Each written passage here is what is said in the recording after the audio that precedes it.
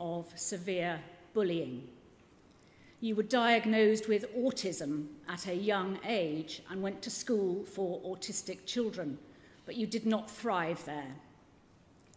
Your behaviour deteriorated further when your mother became involved in a same-sex relationship. You were in and out of care and irreparably damaged by your early childhood experiences and by your learning disabilities. Throughout your childhood and adult life, you had a very strong and positive relationship with your maternal grandparents. You loved and love your nan very much, and she loved and still loves you.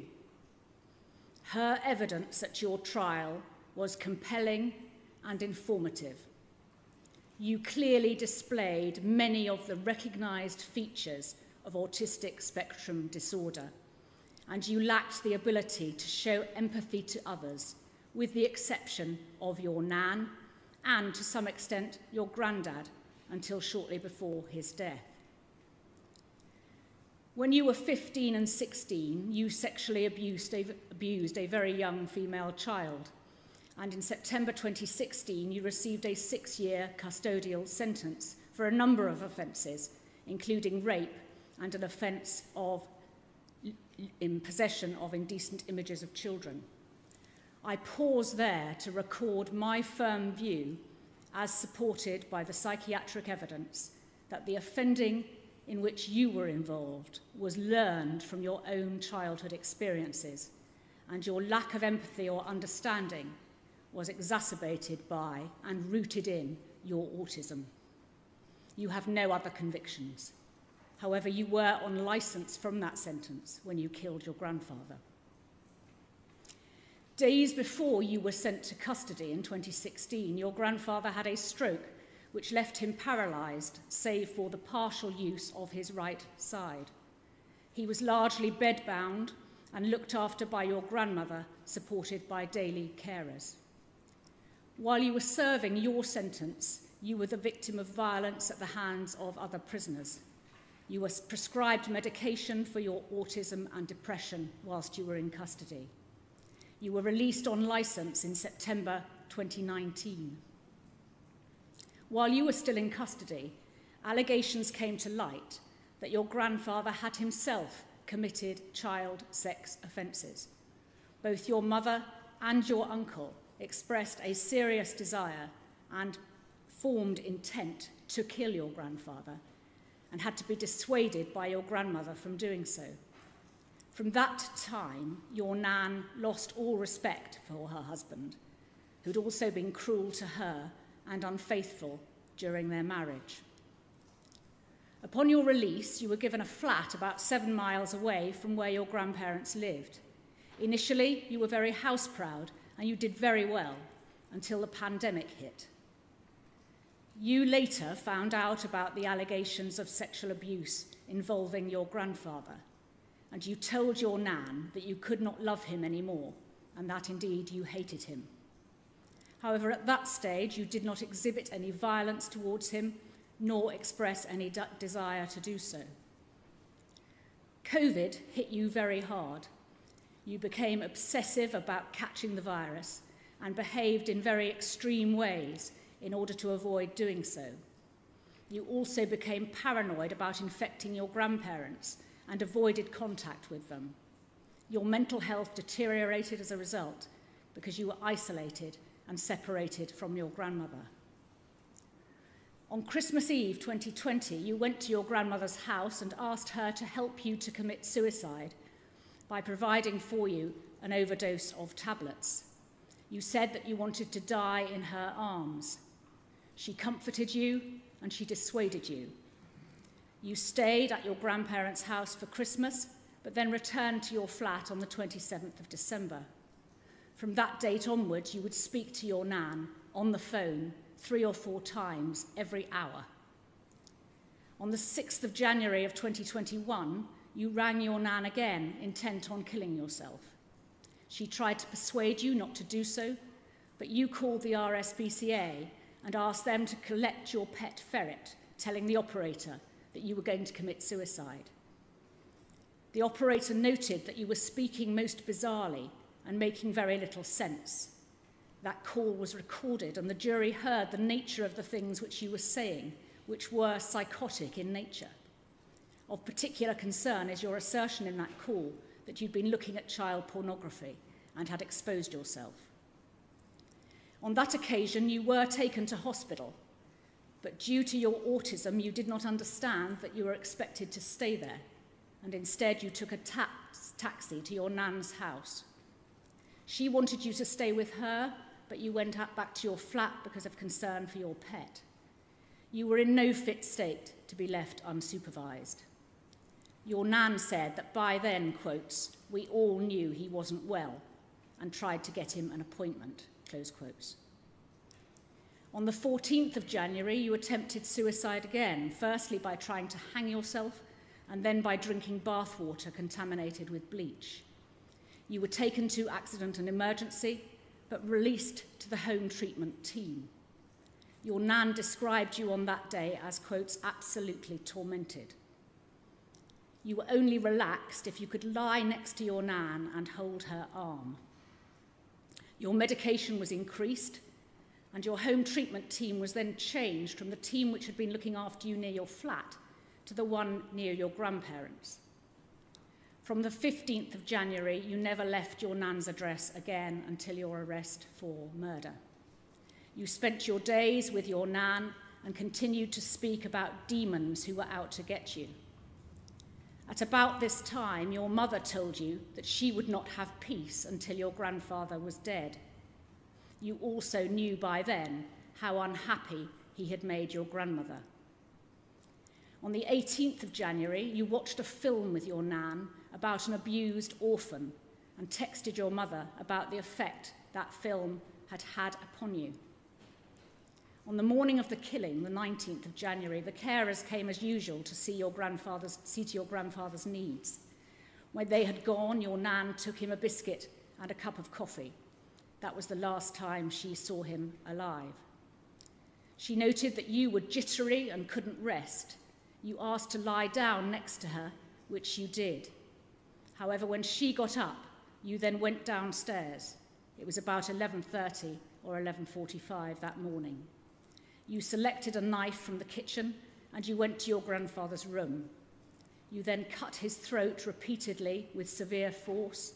You stabbed his mouth so that he could not cry out and his eyes so that he couldn't look at you as you killed him. He tried in vain to protect himself by raising his right arm.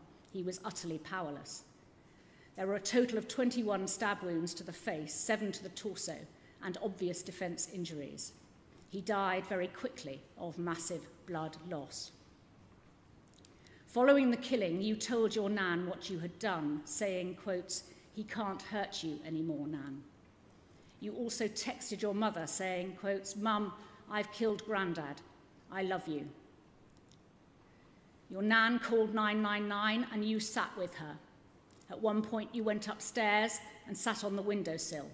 I'm satisfied that you had it in mind to jump to your death, but your nan persuaded you to come in and you calmly sat with her until the police arrived. You were entirely cooperative. Your nan told the police, quotes, we all wanted to kill him, close quotes. That was a reference to your granddad.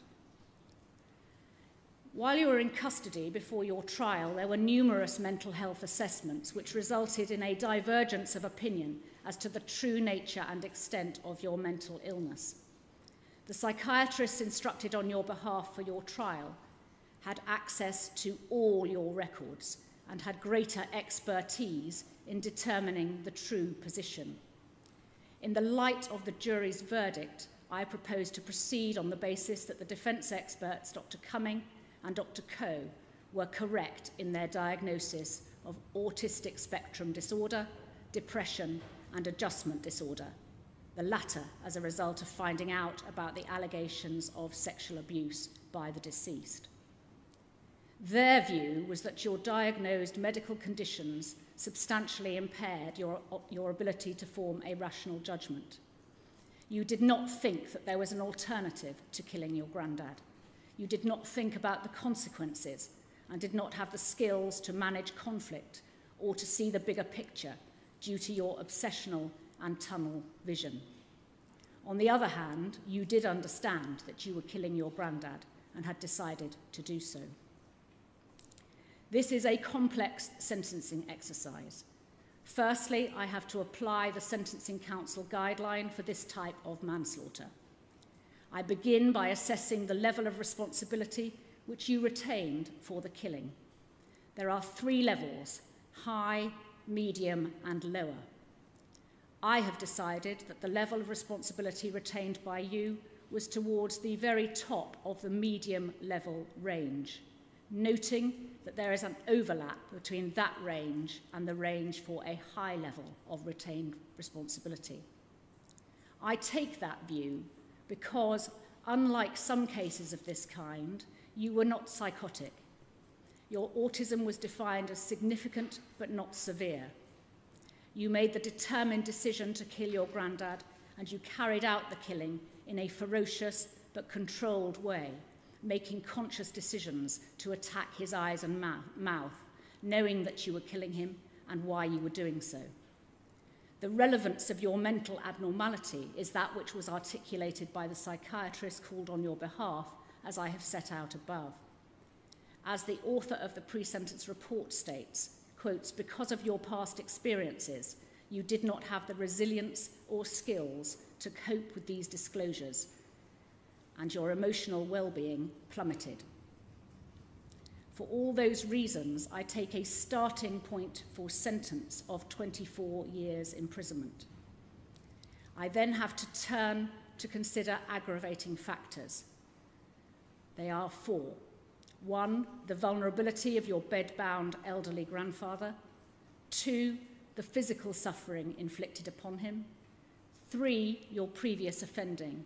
And 4, the fact that you were on licence. In relation to mitigation, I firstly point out that your abnormality of mental functioning has already been accounted for in the reduction of the offence from murder to manslaughter. However, there is considerable additional mitigation in relation to your upbringing, your experiences as a child, and the fact that other members of your family, to your knowledge, wanted and on 2 occasions set out to kill your grandfather due to the unproven allegations made against him. Of further significance is your recent discovery that he had hurt your beloved grandmother. In addition, it is to your credit that you have always accepted your guilt and told the truth about what you did and why.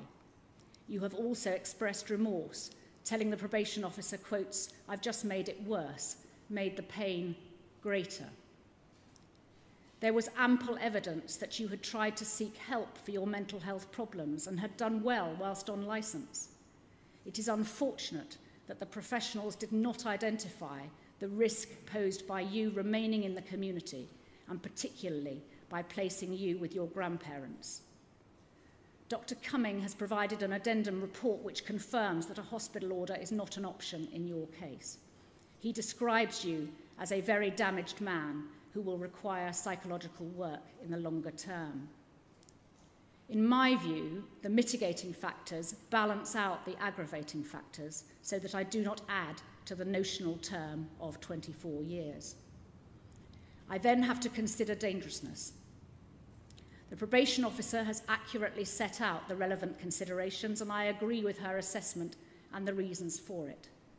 In my judgment, you do present a significant risk to the public, occasioned by the commission of further specified offences, due firstly to your previous serious offending, secondly the fact that there is evidence that you have a continuing interest in illegal pornography, thirdly the suddenness of your deterioration, and fourthly the seriousness and ferocity of the attack upon your grandfather.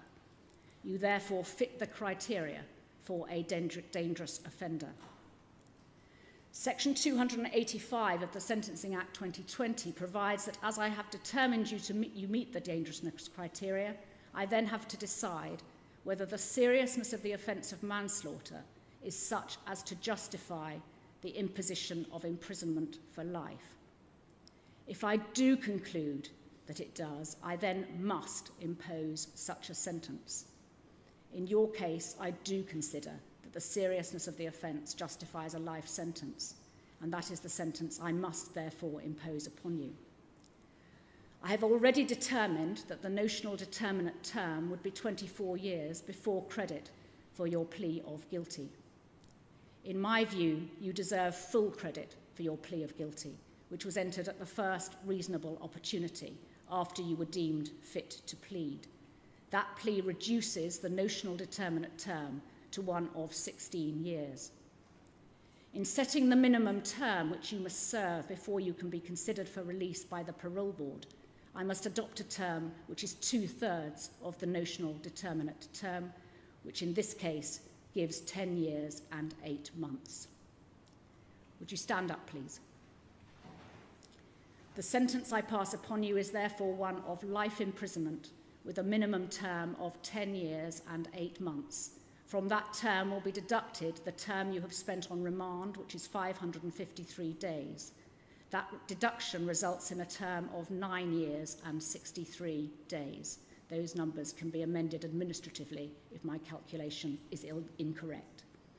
Once you have served that term, you will be entitled to apply for parole.